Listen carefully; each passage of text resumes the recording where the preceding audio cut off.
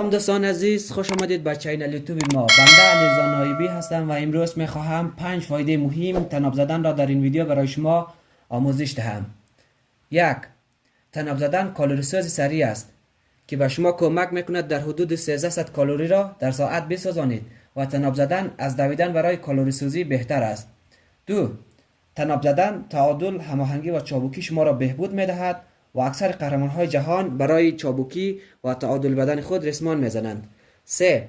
به تمام بدن و اندامها شکل میدهد، بخصوص برای شکلگیری قسمت‌های رانها، ساقها، پاها و ماهیچه‌های پشت پا بسیار عالی و تاثیرگذار هستند. 4. برای سلامتی قلب مفید است که ضربان قلب را بالا و تند میکند. 5. برای بهبود بخشیدن استخوان‌ها و مفاصل بدن تاثیر زیادی دارد. دوستان عزیز، این بود از ویدیوی امروز ما. خدا کند ویدیوی ما را پسندیده باشید و برای حمایت بیشتری ما لایک و سابسکرایب را فراموش نکنید تا ما انگیزه بگیریم و برای شما ویدیوهای بیشتری را در این چینل به نشر برسانیم. تا ویدیوی بعد، بدرود.